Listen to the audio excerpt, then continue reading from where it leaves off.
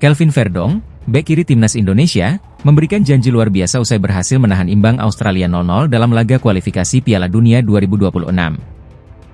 Dalam laga yang digelar di Stadion Gelora Bung Karno, Selasa 10 September, timnas Indonesia sukses mengamankan 1 poin melawan Australia. Ini adalah hasil imbang kedua setelah sebelumnya menahan Arab Saudi 1-1. Kelvin Verdong, yang tampil penuh selama 90 menit, mendapat pujian atas performanya dalam menjaga pertahanan.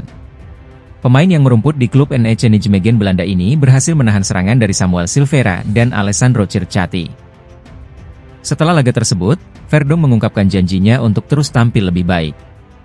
Dalam unggahan di Instagram, ia menegaskan bahwa timnas Indonesia akan berjuang lebih keras di laga-laga berikutnya. Selanjutnya, timnas Indonesia akan menghadapi 2 laga tandang penting dalam kualifikasi Piala Dunia 2026. Mereka akan melawan Bahrain pada 10 Oktober, disusul laga melawan Cina 5 hari kemudian. Kelvin Verdong dan timnas Indonesia bertekad membawa hasil positif di kedua laga tersebut, demi menjaga asa lolos ke Piala Dunia 2026. Striker Australia, Mitchell Duke, meminta maaf usai menyindir timnas Indonesia pasca laga kualifikasi Piala Dunia 2026 zona Asia yang berakhir imbang. Timnas Indonesia berhasil menahan imbang Socceroos dengan skor 0-0 di Stadion Utama Gelora Bung Karno pada Selasa, 10 September 2024. Pertandingan ini menjadi hasil positif bagi Indonesia, yang sebelumnya juga menahan imbang Arab Saudi 1-1. Skuad Garuda kini diperkirakan naik ke peringkat 129 FIFA, sementara Australia harus menelan hasil mengecewakan setelah juga kalah dari Bahrain pada laga sebelumnya. Duke sempat menyindir timnas Indonesia setelah pertandingan, menyebut para supporter merayakan hasil imbang seolah-olah itu kemenangan besar. Pernyataan ini memicu reaksi keras dari para supporter Indonesia. Namun, Duke segera mengklarifikasi melalui akun Instagramnya, meminta maaf atas komentarnya. Duke mengakui bahwa pernyataannya dipicu oleh rasa frustrasi karena gagal menang.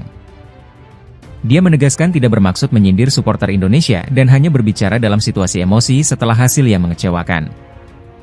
Selanjutnya, Australia akan menghadapi Cina dan Jepang dalam laga kualifikasi berikutnya. Sementara timnas Indonesia akan bersiap menghadapi Bahrain dan Cina di bulan Oktober. Ketua Umum PSSI, Erick Thohir, memberikan prediksi penting terkait peluang timnas Indonesia lolos otomatis ke Piala Dunia 2026.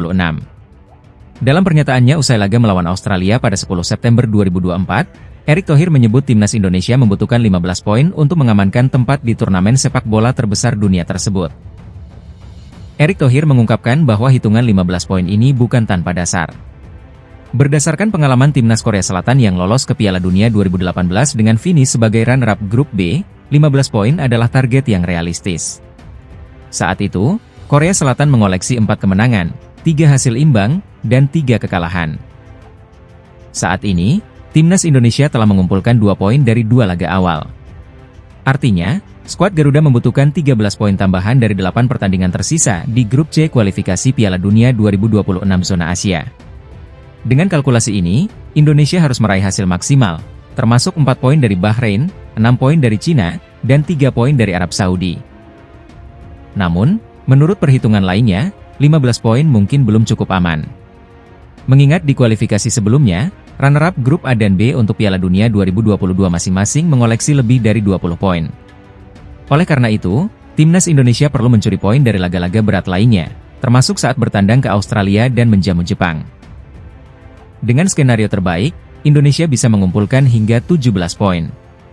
Namun, jika skenario ini gagal dan Indonesia tidak finish di 2 besar, mereka masih memiliki peluang untuk lolos melalui babak keempat jika bisa finish di posisi 4 besar grup C.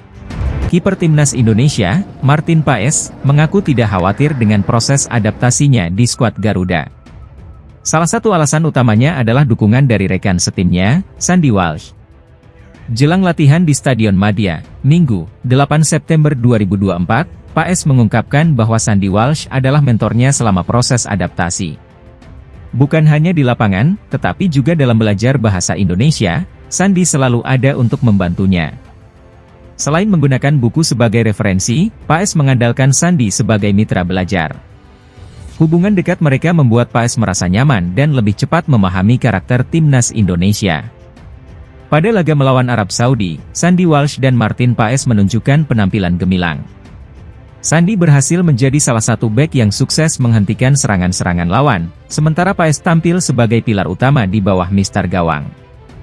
Paes melakukan 2 penyelamatan luar biasa, termasuk menggagalkan penalti dari Salem Al-Dawsari dan tendangan jarak dekat Feras Albrikan, yang memastikan hasil positif bagi timnas Indonesia. Dengan dukungan dari Sandy Walsh, Martin Paes semakin percaya diri menjalani perannya di timnas Indonesia. Kapten tim Australia, Matthew Ryan, memberikan komentar jelang laga krusial melawan timnas Indonesia pada babak ketiga kualifikasi Piala Dunia 2026 zona Asia. Matthew Ryan, penjaga gawang berpengalaman yang kini bermain untuk AS Roma, mengingatkan timnya untuk tidak meremehkan kekuatan timnas Indonesia. Meski pernah mengalahkan Indonesia 4-0 di Piala Asia 2023, Ryan menilai kali ini situasinya berbeda. Pada awal tahun ini, kedua tim pernah bersua di babak 16 besar Piala Asia 2023. Kala itu, timnas Indonesia harus takluk dengan skor telak 0-4. Namun, Ryan menegaskan bahwa laga kali ini tidak akan mudah bagi Australia, terutama karena perubahan signifikan dalam skuad Indonesia. Ryan mencatat bahwa aroma Belanda di timnas Indonesia kini semakin kuat. Pada pertemuan sebelumnya, ada 6 pemain diaspora dari Belanda yang memperkuat Indonesia, seperti Mark Klok, Sandy Walsh, dan Shane Patinama. Kini, jumlah tersebut bertambah dengan kehadiran pemain-pemain seperti Nathan Choeaon, Jay Idzes, dan Martin Paes. Ryan yang pernah bermain di Belanda bersama AS Alkmaar, menyadari betul kualitas sepak bola Belanda. Ia menyoroti bagaimana pemain-pemain asal Belanda sangat mengandalkan teknik dan permainan modern, yang bisa menjadi ancaman nyata bagi Australia. Kami tahu bahwa mereka akan memiliki kualitas yang dapat merugikan kami jika kami tidak bermain dengan baik, ujar Ryan. Ia menambahkan bahwa Australia harus fokus pada performa mereka sendiri dan tidak memberi kesempatan bagi Indonesia untuk mengeksploitasi kelemahan mereka. Laga antara Indonesia dan Australia ini tentu akan menjadi pertarungan sengit yang tidak boleh dilewatkan. Kita nantikan bagaimana jalannya pertandingan pada Selasa malam nanti di Stadion Gelora Bung Karno. Terus ikuti perkembangan terbarunya hanya di sini. Persiapan timnas Indonesia menghadapi Australia di kualifikasi Piala Dunia 2026 menjadi semakin menarik. Pasalnya, skuad Australia mengalami perubahan mendadak menjelang laga penting ini. Australia, yang dikenal dengan julukan The Socceroos, sedang berada dalam tren negatif setelah kalah mengejutkan dari Bahrain di laga perdana putaran ketiga kualifikasi Piala Dunia 2026 zona Asia. Di pertandingan tersebut, mereka juga harus kehilangan striker Kusini Yengi akibat kartu merah. Sebagai langkah perbaikan, pelatih Graham Arnold memutuskan untuk melakukan perubahan signifikan dalam skuadnya. Yengi dicoret, dan sebagai penggantinya, Arnold memanggil striker dari Liga Denmark, John Iredale. John Iredale, penyerang berusia 25 tahun yang bermain untuk Aalborg BK, kini menjadi pilihan baru. Iredale lebih berpengalaman dibandingkan Yengi, dengan catatan bermain di berbagai liga Eropa sejak usia muda.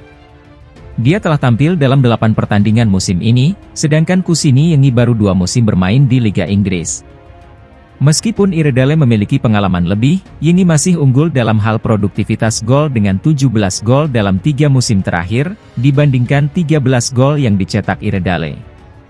Timnas Indonesia akan menghadapi Australia di Stadion Utama Gelora Bung Karno pada Selasa, 10 September 2024. Lini belakang Garuda harus ekstra waspada menghadapi penyerang baru The Socceroos. Hasil imbang 1-1 antara Timnas Indonesia dan Arab Saudi di laga pertama putaran ketiga kualifikasi Piala Dunia 2026 telah mengejutkan banyak pihak.